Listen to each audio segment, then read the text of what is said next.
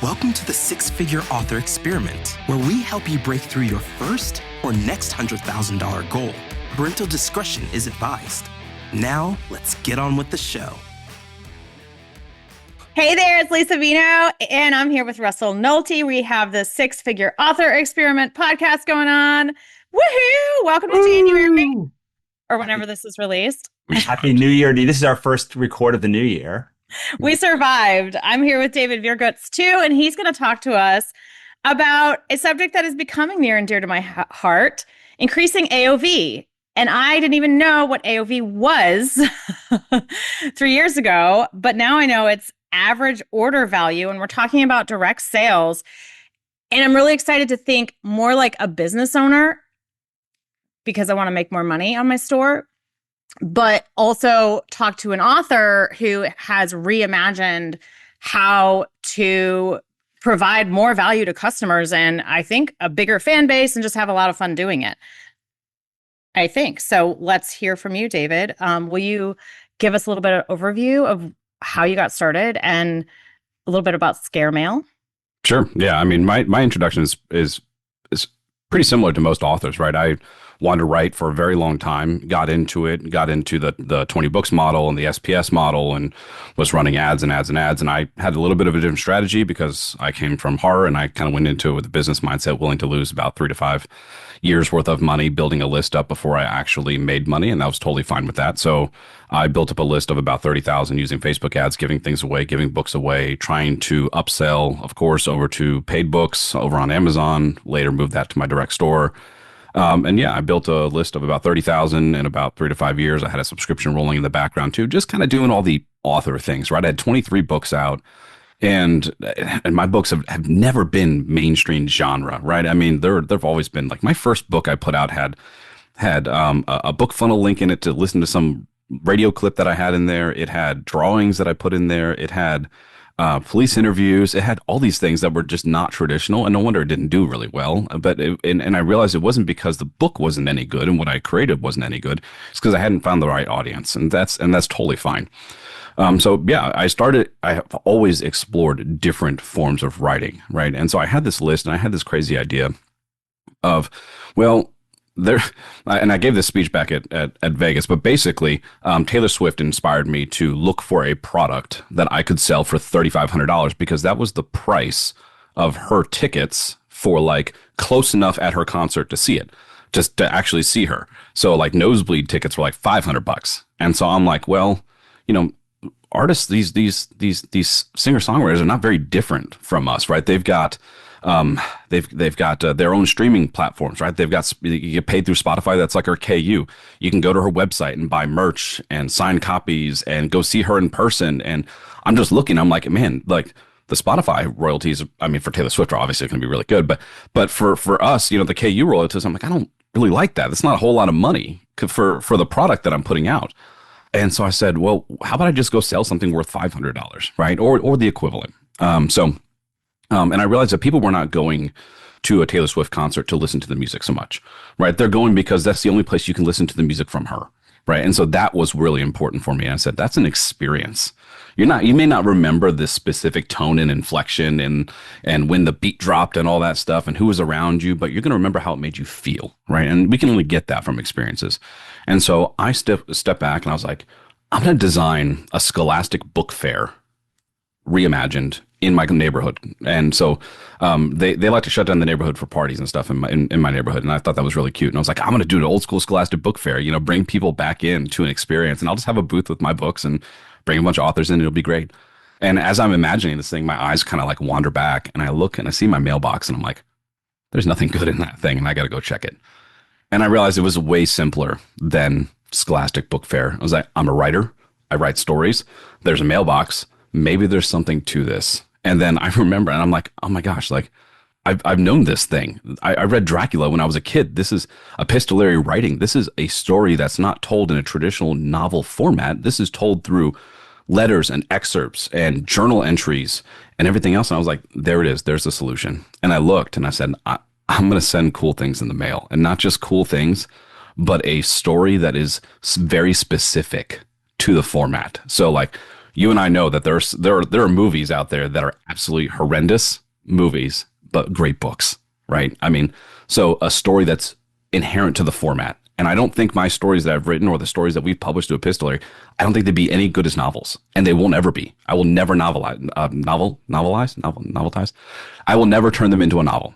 They will always stay as a part of that unique experience. And so when I saw that, I was like, oh man, there's such an opportunity here to connect with readers and solve a problem for them. And I love that, because the nonfiction people are amazing at it, right? They're like, oh, you're having trouble scratching your back. Here's a book on how to scratch your back, right? I mean, that's essentially what they do, and they answer all the questions that you have.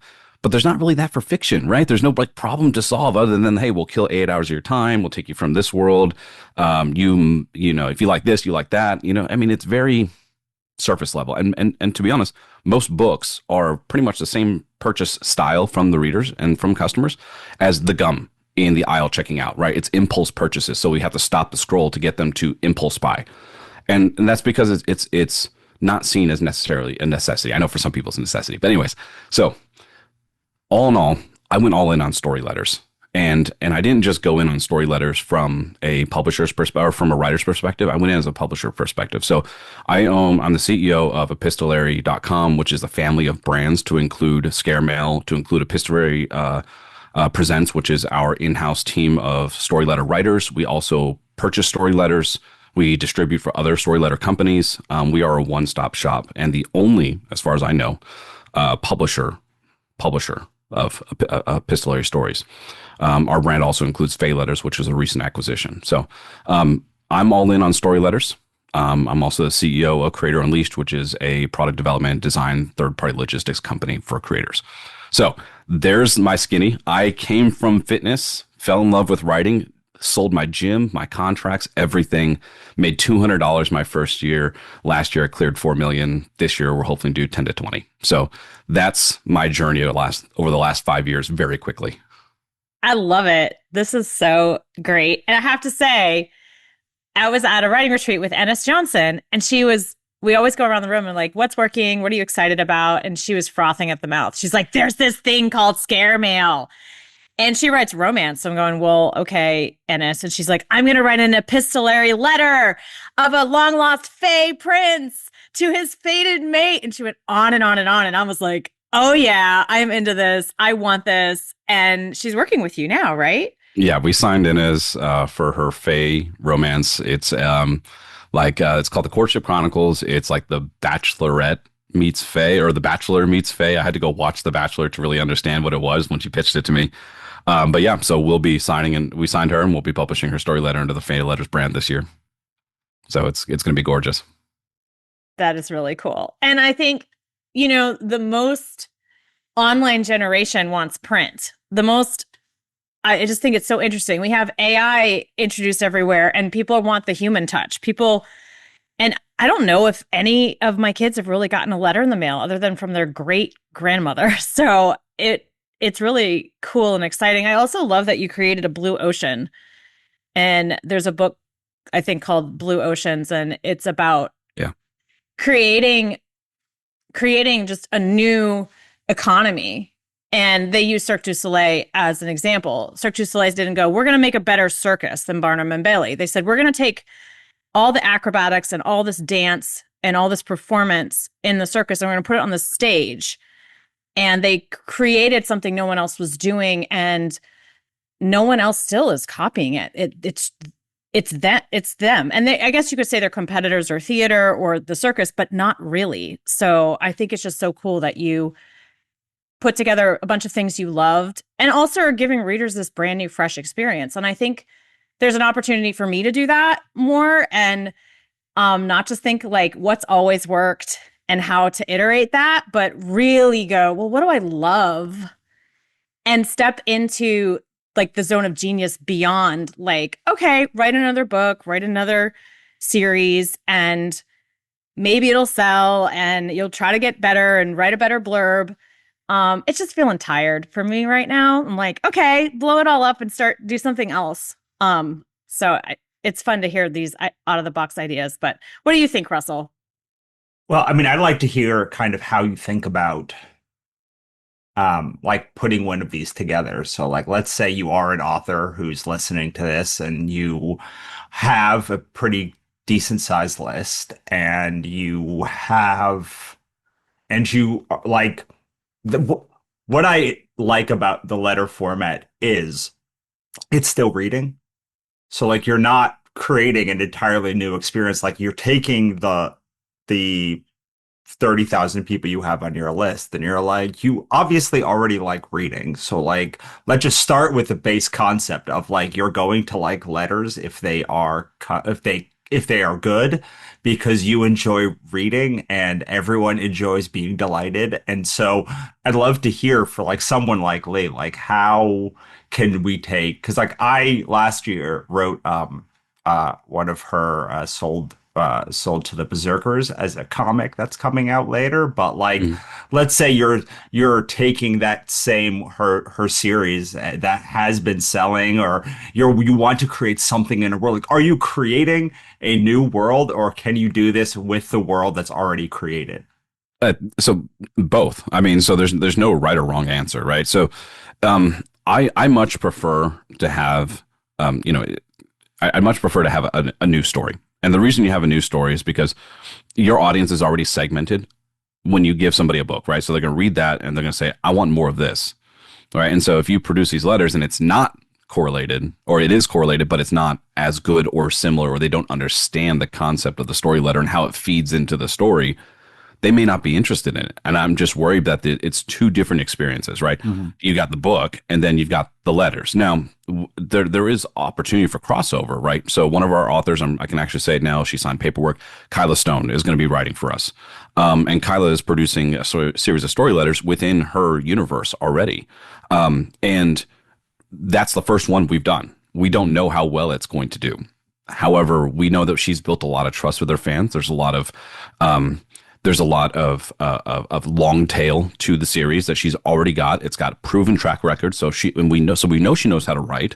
And we know that if we form the story itself to be almost like bonus content, but more like a bonus experience, right? Mm-hmm. So you don't want to just throw a letter out there and toss it in. Now, I think every author at some point should write like a character letter, right? Because that was one of the coolest things I gave away at like my premium tier was like, I'd send you a letter once a month from one of my characters.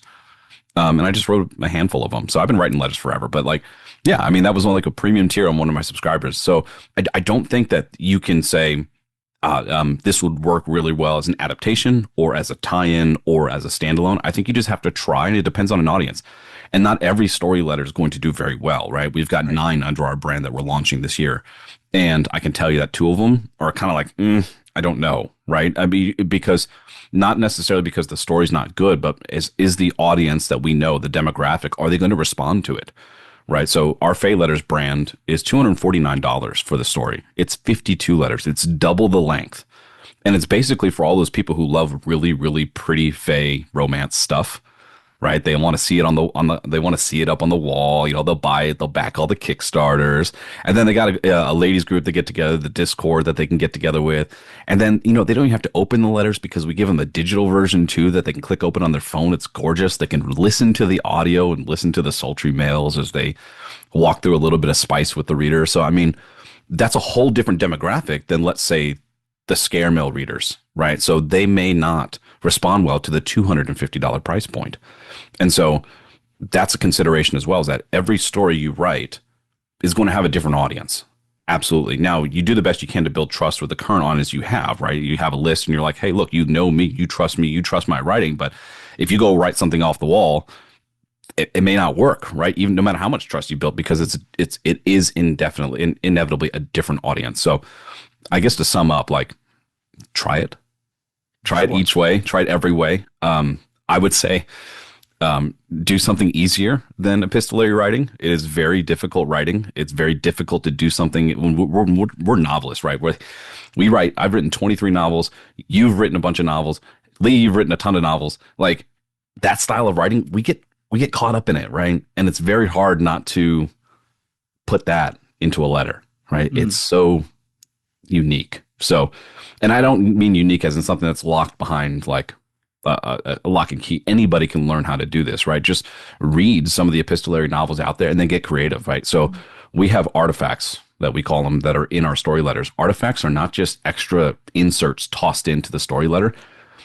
You have to get clever about why the reader's getting the story letter to begin with, and then why the character wants you to read the artifact or to do something with the artifact or to explore it, right? You know, with scare mail, we always say, if there's writing, read closely. I'm sorry. If there's a picture, look closely.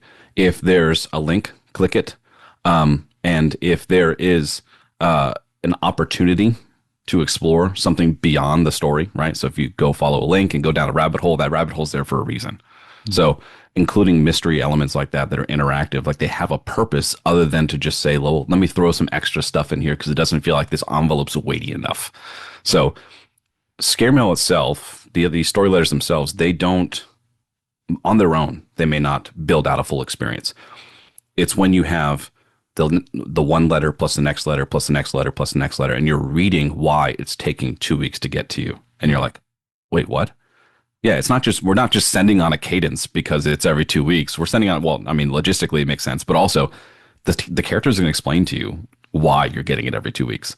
Right. In my mind, I think it would be amazing if you had a hardback and then at some point in the story, you explain why the reader's reading a damn hardback. Right. Why don't we do that? You know, so I mean, so it's forming that little bridge, right? That little connection to build out the experience. And you know what? And we as authors, we are amazing because we can charge forward and do the exact same thing for like, that's, some people find impossible. They're like, you wrote a book? I'm like, yeah, I wrote 20 something of them. I'm like, okay, you're making a lot of money? Nope. And you're like, and I'm writing 6 more books this year. And you're like, wait, what? We can charge forward in the same direction and do the same thing for an impossible task, which is writing a book ad nauseum and never once iterate, right? Now people are just starting to iterate. They're like, well, I was thinking about this year to run a Kickstarter. It's like, well, you and 9,000 other people, like, let's do something different. We're writers.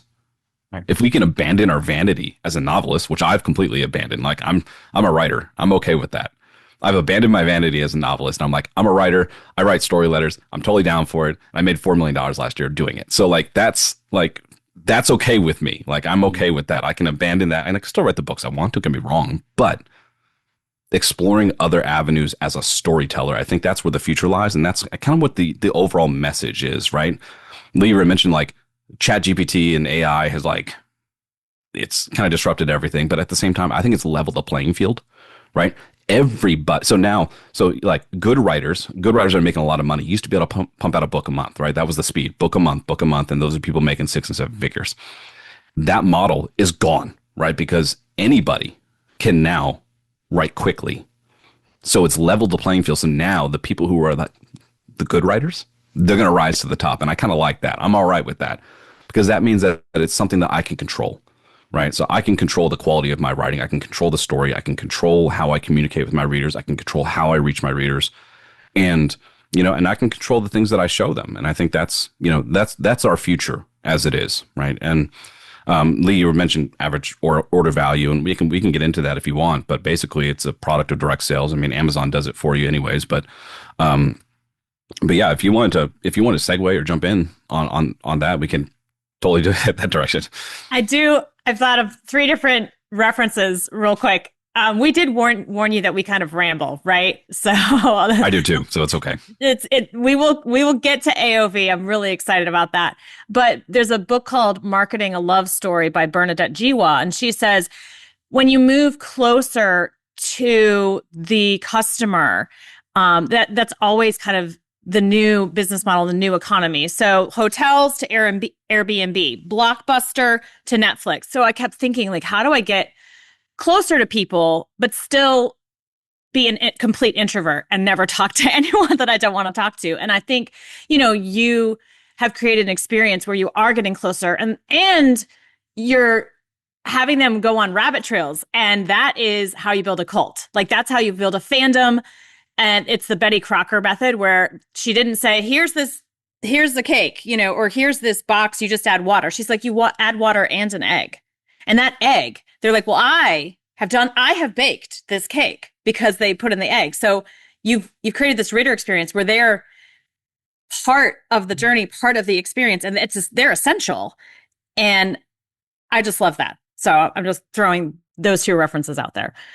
Yeah, as far as getting as close to the reader as we can. So epistolary, on the back of our envelopes, it actually tells you which of our staff members stuffed that envelope. Aww. Out of the 100,000 that I send a month, every single one of us. Yeah. So that's getting closer. When one of our customers passes away, happens all the time, right? More than you realize. So when you're selling 3,000 to 5,000 customers a month, like you're going to have people pass away, especially when you're in their life for a year or more. So we send a card. We're the letter people. We just send a card and say, we're sorry. If we hear from an email like, hey, my dog died, we send a card. So getting closer to readers. I mean, now, obviously, it's easier when you have staff. Don't get me wrong. But at the same time, building that cult fan base one person at a time is all it took, right? I was convinced. I was like, I'm going to just find 1,000 people. I'll write a book a month. I'll sell for $20 and I'll make a shit ton of money. That was my strategy. I'll just find 1,000, right? 1,000 true fans. Everybody's heard it's at this point, it's like a meme, but like 1,000 true fans, go find 1,000 people that you can go talk to and say, I want you to commit to buying every single one of the books that I write. How hard is that? It's not hard. There's a lot of people in the world. I thought I tapped out the scare mail audience, and I was like, what happens if I double my ad spend this year? And I'm like, yeah, not even close, right? So, roughly 1,500 people per month is what we sell on scare mail. We doubled it last year, or a couple months ago, went up to 3,000. And it didn't hurt nothing, right? There was no signals from Facebook that there was no that the audience was dwindling. It's just a matter of eyeballs. And so that's a great place to be. It's like, okay, all I have to do is find eyeballs, convince them that the thing I have is better than the thing that they're looking at over there, and then convince them that they should follow me and trust me for the next one. This is the customer journey. And we as creators, we are at the forefront of this, especially in big business. It's just knee deep in AI and they're rat racing against each other. Let them fight it out. Right. The new world for us as creators is one-on-ones. Right. Yeah. So a good person to watch is Willow Winter. She has doubled down on her in-person events. She is everywhere on those things. And her husband's there with the recording every single time because that's her content for social media. It's just her fan interactions. And it's like, I know you want to be as much of an introvert as you can, but I think the solution is staring at you in the face, and that's your personality is going to sell you everything. People will buy the things you have just because they like who you are, right? Yeah, I think it's going to be more online presence and theater kid it. I'll just be a theater kid. It's fine. I can be a theater kid. Russell, I really want to know what David's archetype is. He's not a forest. No, you're all embracing you're in anything that breaks a format and creates a new system is very aquatic. This is clearly an aquatic play because it's all about bringing in new audiences on different formats and then delighting them with new things so that they become super fans. So what I know about David's work before, because I've known him before Scare Mail, is while his audience was considerably smaller, the number of super fans in it was disproportionately high. So that's what you will see is somebody who's really they may only have 100 fans. Not that David only had 100 fans, but they might have 20 super fans. All of those, so many of those people will I have a friend, Jennifer, who does not have a very big audience, but when she did Vegas the last time, 5 of them drove out to go horseback riding with her. And it's that is a very loyal fan. And a normal person might have 1 in 1,000, who knows, 1 in 10,000 super fans. In fact, the closer you are to the market, the fewer number of super fans you have because you're not doing anything unique. I'm sorry. I love you all. You're all writing unique books, but when the further you track towards the market, the more you're hitting the exact tropes that everyone else is hitting at the exact page count that everyone else is hitting it and matching the reader expectations exactly. And so when you are moving away from there, the reason why you have so many super fans is because they're stuck. Not that they don't want to be stuck, but it's yo, go find more books like mine. Like, I dare you. I dare you to go and write to find other books like mine because they don't exist. And it's not that my books are the greatest books in the world. I have a big propensity to them. I've certainly spent my entire career doing them, but there are, when you find them, it's like, wow, there's nothing. What? I don't even know what this is. And I know the first years you were doing scare mail, like people were like, I don't even understand what are you talking about? You're sending horror things in the mail. Meanwhile, I was sitting back and going like, this is great. Like, I hope it like becomes and then like a couple years, like, was it last year you did your first 7-figure year or 2 years ago? I don't remember, but I was like, I mean, obviously, like, it's just like once it becomes what ends up happening, to go back to something that David said, is you see something and you're like, oh my God, this solves all of the problems that I have with publishing in like one go. Like, this like takes all of the things and like wraps them up. It's cheap to make. It's like story heavy.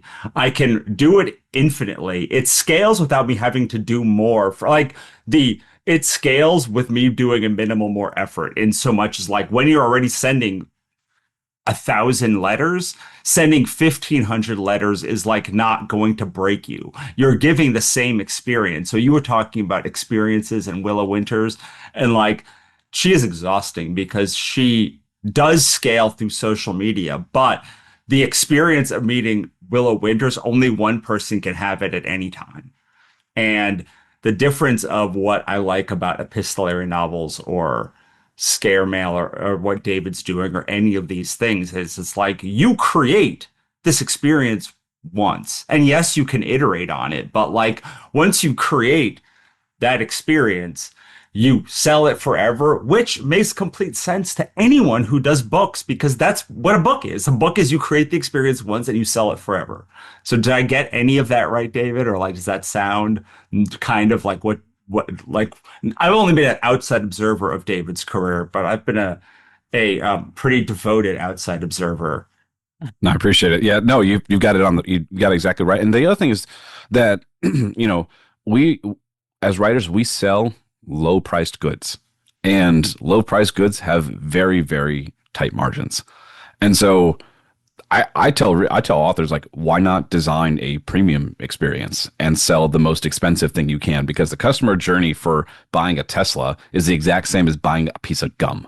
And people don't understand that. And so once you understand the mindset, the phases that a customer will go through in order to make a purchase, it becomes very easy to figure out where to fit your book into that, right? So the only thing that's different is the attention, right? Where does the attention come from? So people might see a Tesla and they'll go, oh, let me go explore Tesla. And they might do some research online. Then they'll talk to their friends, and then they'll jump on to, they'll go do a test drive, and then they'll check out financing, and they'll do all these different things to explore the option.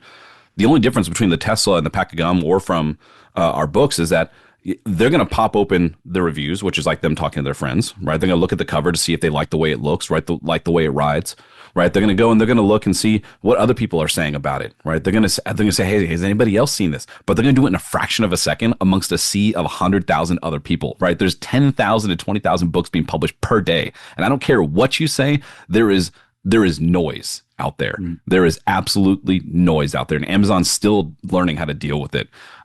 So the difference is like, okay, what if I rip them off of Amazon and put them into my purview, right? Where the only noise is my noise. And that becomes a very easy problem to solve. I cannot stand the authors who tell me, my audience, they're just all in KU. They're all in KU, all of them.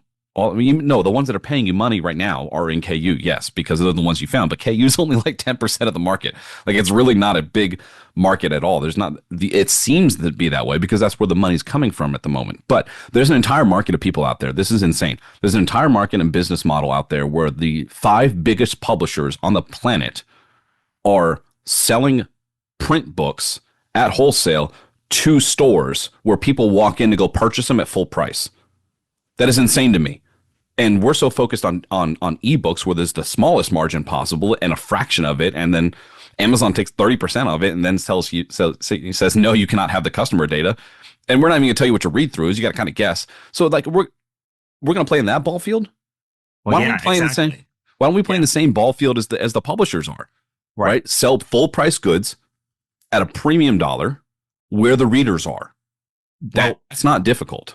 Yeah. Well, what I like about this also is you, where I talk a lot about there being no competition, and people are like, what are you talking about? There's a million books out there and blah, and but the thing that most people are doing is they are accepting the game that someone else is playing. So like Amazon is setting the axis. Like they're saying these are the people that matter. These are the people in KU and that do Amazon Prime. And like you can't win Amazon's game. Like nobody can win Amazon's game because like Amazon defined the rules of that game. But like there are an infinite, if you just change that axis to be at any time, whether you are changing it drastically by like changing the format or drastically by going to direct sales or drastically by like, I don't know, one of the other, making a card game or like any of these other things. Like the minute that you change the axis, you redefine the game, and like you can't win Amazon's game. You also can't win David Viergutz's game or like Lee Savino's game or Russell, because like we're all defining the game that we're playing and saying this is what's important. But like the game you can win is not doing that exact thing. It's saying, okay, there's a lot of interest here. There's a lot of stuff going on here. And like, what if, to go back to the comic that Lee and I made, it's like, okay, well, like, I'm not gonna make this book, but like, what if I just change? What if we just change it to comics? Like, obviously, like people like the book. There are people who like sexy comics. Like, there are people that like this artist. Like, if we just make all of this stuff and change the market slightly, then we change the entire axis, change all of the, and that's really what like an Aquatic is doing. Like, you're like, well, I don't know. Like, I heard you have a conversation when you were starting this at 20 books that someone was saying like, well, no one's going to want that. And you were like, I don't know. Like, I get maybe, I don't know.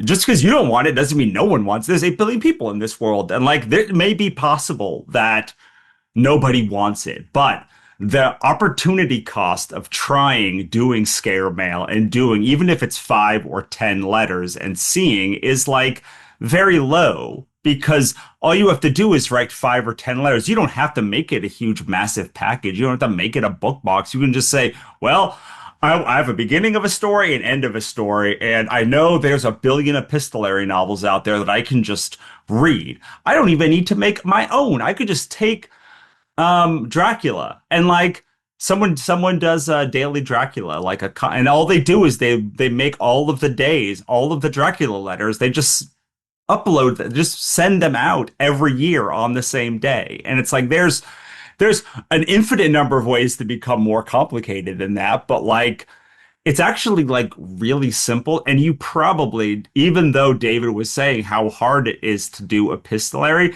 it's probably something you can learn pretty easily, because if you're a good writer, you already know how to end on a hook.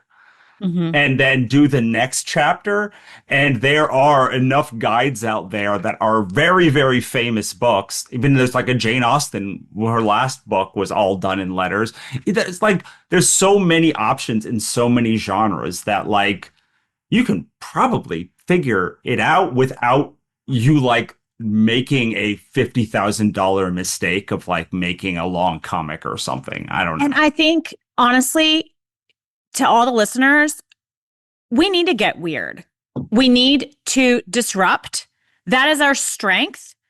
And you do that by being more of yourself, because you are weird. You have a weird mix of life experience, of interests, and you can swirl it all around in the pot and, bread machine on it with your creative genius, and then create something. It doesn't just have to be a book. It can be an experience. It could be a mashup of a book and an experience, an epistle, or it could be a comic. It can be a series of videos. It can be a book club. Maybe you end up monetizing a book club because you just love showing up and talking nonsense for hours.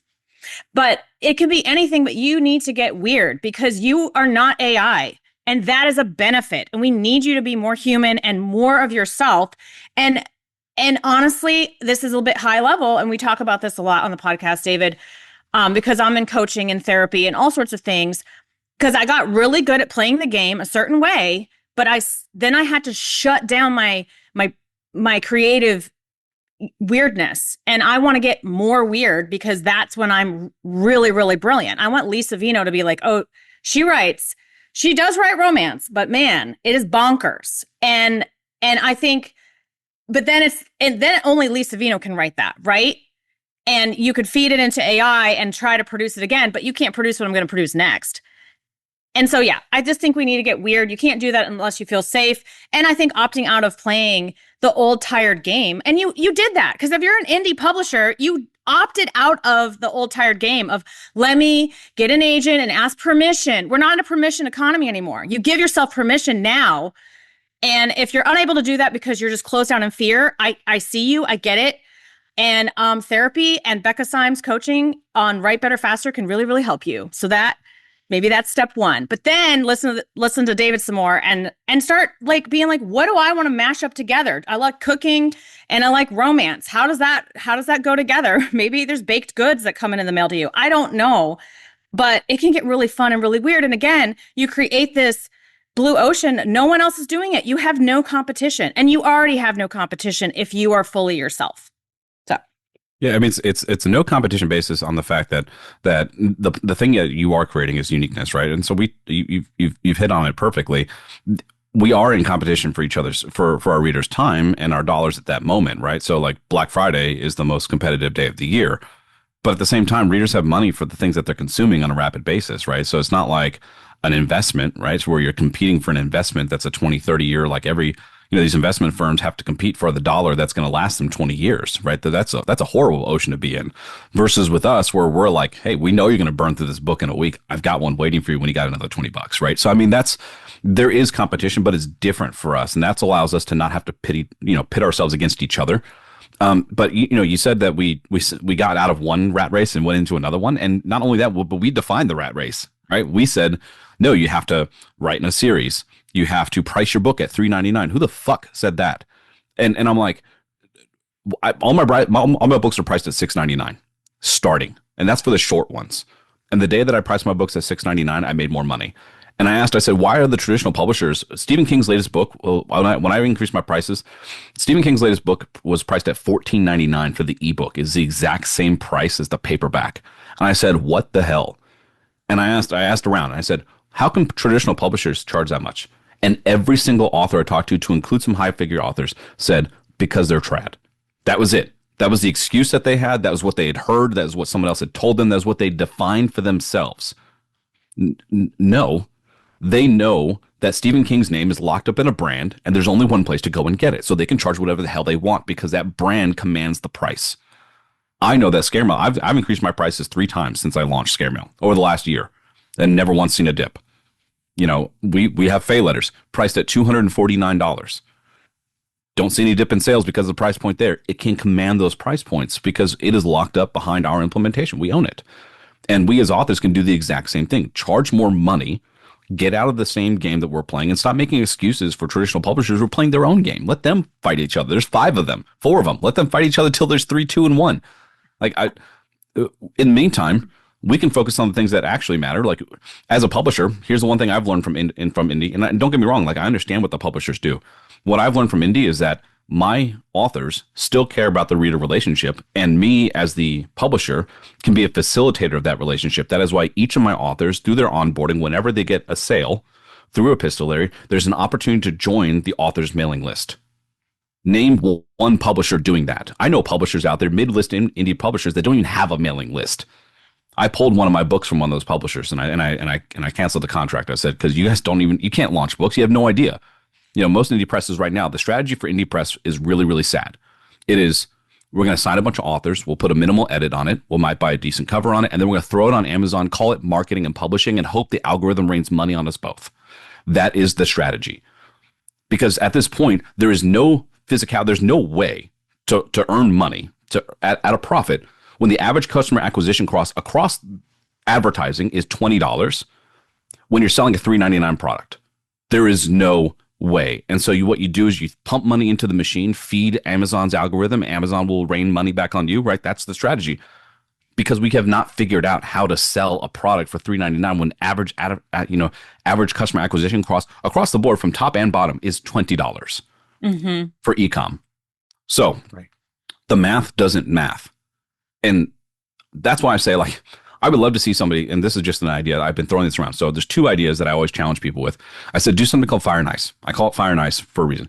You can take two books and you can make two versions of it. You can price it premium and you're going to sell it as Fire and Ice. You can buy the Fire version, buy the Ice version. You're going to sell the Fire version first or the Ice version. And then in the order process, you're going to upsell them at half price for the Ice version. And you're going to give them a pretty box with it. And you're going to call it a bundle, right? So you're going to sell a book that might cost you $5 to produce.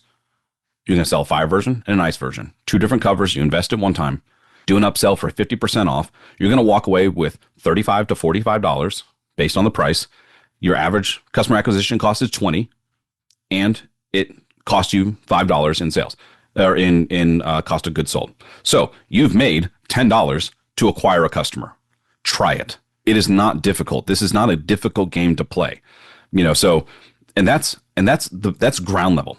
So that's the first challenge I offer to an author. Take something you've made, make a Fire and Ice version, and advertise it. Just try it and price it at a price point that you're actually going to make money on. And the customer always pays shipping. I cannot stand that idea that we have to cover. I don't make any money on the print book once it covers shipping. I'm like, why are you covering shipping? I don't understand. So that's the first thing I always say. And then the second thing is put your money where your mouth is, right? When it comes to authors, we like to talk how our books are great. We know we're good writers, whatever.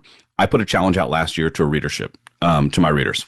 I said, if you buy my books during this email and you don't like it, I guarantee that you will like it. You're on my list. I guarantee you will like this book. If you don't like it, I will refund your money and tell me the competitor's book you want me to buy for you. And I will. I had nobody take the offer. And I made over 1,000 sales on my new release on that day. So that is putting your money where it matters, right? That is taking that risk away from the customer, putting on yourself as the business owner, putting your business hat on and saying, I am willing to take all the risk for you if you trust in me. And then all it does is relies on your skill as a writer to write a damn good book, to follow through. That's it. Those two challenges, do those two things and you'll get started making more money immediately. I guarantee it. And that's just using old stuff, right? I mean, that's not even producing something new and wild and crazy. It is not expensive to try new ideas. It used to be, right? Producing things like minimum order quantity from China is like 500. You can buy 500 units of anything from China and still get a decent price on it and still import it in. You're going to pay same price per unit as you would pay for the shipping. So if it costs you $500 in $500, it's going to cost you $500 in shipping. That's just on average. And then your markup is 100%. That's how you make money on consumer goods. So you can go to China and produce something for 500 units. That's nothing. It's not like a factory. We have to buy 10,000 units, 20,000, like you said, a $50,000 investment. That was my investment. That's what I put in to get started. I've put, at this point, I've put over 300 grand into epistolary, but that's just into launching, because I know I have a certain amount of units I want to keep on the shelf for the margins that I really, really enjoy. So, but the average person can go and get something, produce something new, a new idea, a new story, and for 500 units or less. If you just look around, it is a new and interesting world for producing good ideas. And we are at the forefront of it because guess what? At the center of every cookbook is a story. At the center of every video game is a story. At the center of every song is a story. Listen to Taylor Swift. She's amazing at telling you stories through songs. You're in 3 minutes. You're like, I get the story. Like he's gonna get the girl, right? She's like, obviously, like, yeah, she's heartbroken, but they're gonna get together again. Like that's every single Taylor Swift story. And so there is no lack of opportunity here to get away from the rat race and produce something new and interesting and make a lot of money doing it. Can we bring this back? I love that, but can we bring this back to epistolary for a minute? Because I'm sure that there's going to be people watching that are like, or listening that are like, okay, but seriously, I get it, I'm with you, but like, how do I actually write an epistolary thing? So could you just think about take us through the broad strokes of what you think about, like what makes a good epistolary story? Like, are there genres? Are there things that these people should be looking at that um that like will attract readers, or like how do we do this? Sure. Yeah, I've studied epistolary writing religiously for about the last year, right? This is my thing, this is what I'm all in on. I've subscribed to no less than 30 different story letters from different companies. And the one thing I've noticed is that the biggest thing that they preach, right, very chat GPT written, you can read it and says, this is not a story you read, it's felt, right? Thank you, chat GPT, for Googling some ad copy, for making some ad copy for me. But it's the lack of emphasis on story and the more emphasis on the mail, right? So the mail is only a part of it. The unique delivery method is only a part of it. You don't watch a movie trailer and they tell you this is a movie trailer. You just watch the movie trailer for the story that they're going to give you. Like, this is a movie, enjoy. It's like, what? No, at the end they tell you this is a movie and it's coming out on, July 19th or whatever, but they're not going to like sit there and introduce it to you. Same thing to story letters. You don't need to explain to somebody that's coming through the mail. Right? You're going to explain to them what the story is first, hook them on the story, and then explain the unique delivery method, then explain why it's going to come to them, then it's going to explain why it's going to happen over the course of several months, or whatever, or one. We've done single release story letters. We published Cindy Gunderson's amazing Christmas love story, and it was beautiful, and it was told through a single letter with artifacts in the mail, and all of that was explained, and it was wonderfully received. People loved the story. And that's what it comes down to. Story first, right? Story or die. That's on the wall of my company, on the wall. Story or die. And that still holds true. So story first, right? Why does a story have to be told through letters? Why can it not be a novel? And so if you're caught up in like, I'm going to take this novel, it's 24 chapters, chop it up, 24 chapters, and just kind of adapt what I've already written, you're already going to lose. You are absolutely going to lose, because a part of this, remember, there's velocity of sale when it comes down to interest. Right? When scare mail is doing really, really well and has reached its target audience and people are really, really happy, and it's like people are just absorbed in it, they tell other people, and the velocity of sales comes from that. So there's a lot of sales that I can attribute that I cannot attribute because I know it's coming from word of mouth. Like, that's still powerful. So if you write a crappy story or a novel that's chopped up into the mail and you sell it at a premium price to somebody, they're going to be pissed off. They're not going to like it. So start with story. Right? If you can't wrap your head around why the story has to be told through letters, start again. That's the first part. There's some proprietary stuff with epistolary that we like really look for in our story letters, and that we help our authors when they pitch us and we say, hey, these are the things that we recognize in the readership that we think that's necessary. And obviously a good story is the first part, but also we say, why letters? Justify your $110 price point. Justify that. Because if you can't, if you're like, you're going to get letters in the mail again and you're a fly on the wall, and it's a really cool story and you get to be a part of it because you're a fly on the wall. Like, get clever, get interesting. Scare Mail 1 explains to the reader why they're getting the letters. It only has to be a fraction of a second. It doesn't take very long, and the reader's in the story. I would say that if your artifacts are anything less than interesting and adding to the story, then you're missing the point of them. Right? It's not just additional stuff tossed in, right? This should be the enhancements. This is the between the lines. When you get a paragraph, you got the opener and the close, right? You got your story and you got your characters and they're talking. That's your beginning of your paragraph, your end of your paragraph. The story letter should fill in the gaps, right? The artifact should fill in the gaps. It should be that middle part where you can't explain it because you don't have the paper, or maybe the character wants to explain it to you, or maybe you're like, hey, this business card is really creepy if you call the number on it. We have that in our stories. If there's a number, call the freaking number. So that's important for us, right? Because it feeds. So I just want to make sure that artifacts could be anything, like Absolutely. that are not the letter. Like you were talking about, like links that take you to think. Like what is an artifact defined as? Sure. So the mail's unique.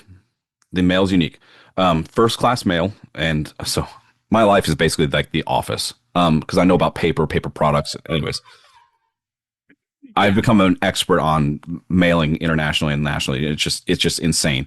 So first class mail, you can include stuff that is flat and mailable because it's all handled first class, which means that people are touching it, right? They're going to read the address. They're going to help it get, very minimal machines are going to be used in the sorting process. So we include like ribbon in one of our story letters, right? So this ribbon is important because our characters wear it. And so we give it to the reader because they explain to the reader why they should now wear it. And we have ladies on our Fae Letters romance that will send us pictures of them wearing the ribbon. And we sent it to in the mail. but you can't put like, let's say, a nickel in the mail, right? They will not allow you to ship it in the package. It's actually classified then as ground advantage because it has to be paper products. So artifacts, I always say, start with paper, right? We include Polaroids, bookmarks, word searches, recipes, journal entries, QR codes to audiobook links. The sky's the limit, right? If you can imagine it, you can make it fit in the package. That's it. You can make it happen. So, and it should be something. I like something that's a little extra. I don't like it when it's just, here's a bookmark, here's a sticker, right? What is that going to do for the reader? I can get a bookmark and a sticker anywhere. But if you explain to the reader why they're getting the bookmark, or the characters, maybe they're obsessed with bookmarks and they're collecting it, and then maybe there's a piece of text on the bookmark if you look really closely, right? Just take it that little extra step, be creative. These things are really just like a step beyond the novel, right? Remember I told you about my first book and had all that stuff I threw in it? This is that. But those things that I threw in there into that novel were inherent to the novel. It was important that you got the journal entries. It was important that you saw the police crime scene sketch, which was terrifying. It's important that you listen to the audio because it gives you clues to the story. So, like, I want to say that whatever artifact you throw in there, it should enhance your story, and it should absolutely bring the reader in further, right? Where you're like, I want this again. Is this going to happen again in letter 5 or letter 6? And then they get another letter and you're like, oh my gosh, like I know I'm supposed to look at this in a different way. Like one of ours, we cut it up into 3 pieces and you got to arrange it in the right direction. And we don't just throw it in there. We explain why you got it in 3 pieces. I mean, that's important. So, yeah, I would say that your artifacts really are so important. We have somebody on my team that, I've got a staff of 12 or 13 now across the board. Her entire job is to critique and understand and know artifacts for the stories. So that's her whole job. That's all she does. She reads the story, she learns the story, and she destroys people on their artifacts if they're terrible. That is her entire job because that's how important they are. Does that answer your question? I think we got it. Okay, absolutely. Cool. All right. I love it. It's like a scavenger hunt. Yeah. Yeah, that's a good way to look at it. Sure. Yeah. Yeah. Well, Lee, we are about at an hour, but I want to make sure you got all your questions answered before we give David the final word. Like, what else do you want to know? I mean, that was it, because I'm not really that interested in writing epistolary style. I do think it's interesting. I think that it was an interesting way. I was reading Frankenstein, and it got people into the story faster in the olden times because the gossip theory of fiction. So I was going to nerd out on that. We don't have time. But I do want to think of, like, how do I give a bigger experience and have more fun and get more weird? So thank you for giving me some ideas with the, 2 products, Fire and Ice, A and B, like upsell, test it, fail faster, guys. I'm going to try it. It's going to go terribly. And they'll be like, okay, well, what else is fun for me? What else can I try? And I do love that, like, high level, like, how can we be more creative? How can we put all this stuff in here? Start with paper for testing things cheaply, but then get weird, get creative and crazy, and go sign up for Scale Mail and see how it goes. I think if you really want to write that way, then go sign up for these things and read and immerse yourself in it, and then see how your own creative genius puts a spin on it.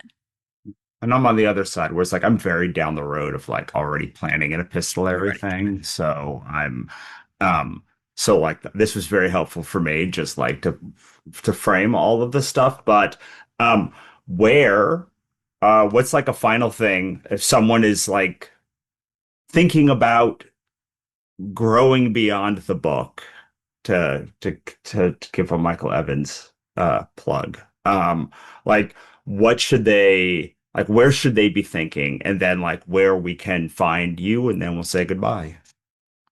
Yeah, so I think that don't lose sight of the story in the face of the product, right? So the greatest ideas out there may not be designed for, the greatest stories out there may not be designed for the product that you think it's for. And that's exactly true for Scaremail. And every story that I've written is that it was meant for that style. It is meant for that location. It's meant to be delivered that way. Adaptations only work so well. And a lot of times they flop. And we know that because that story was just designed for that. So yeah, I would say don't lose sight of the story in the face of product. I had this crazy idea. I'm like, what if I had an audiobook that would play through like a teddy bear? Like you squeeze the teddy bear and you can just listen to the audiobook. I'm like, why not? Right? I mean, but it's a stupid idea, but it ended up making its way into a story. It was terrifying because it was meant for the story. It was not meant for product. So anyways, so just something to consider. But yeah, for finding me, I don't offer any coaching courses, anything like that. I'm very, very much results driven. So I do on occasion take on clientele for my 3PL. I'm a third party logistics for shipping delivery. We also do product development design for building Shopify stores that convert really, really high. We've built, 6 at this point, and we run millions of dollars through our stores, and we have, feel pretty confident in matching up products with a store that's going to really make some sales and really have a good investment for you. So finding me there is really easy. It's creatorunleashed.com. But if you want to learn more about Scaremail, that's just type in Scaremail. It's got way more domain authority than anything else. But if you're like, hey, I have an epistolary story and I really, really, really want to publish it, pitch it to us. We'll listen. Send it to me. We want to know all about you and your story. Want to know why this story letter means something to you. Just go to epistolary.com. You'll see the tab there for authors. And yeah, so we're the home for story letters. We print them, distribute them, sell them, buy them. We're all in. Love it. Thank you so much for joining us, David. Yeah, absolutely. Thank you, guys. Thanks for listening. For more, head on over to sixfigureauthorexperiment.com for archive access, resources, and more. We'll see you next time.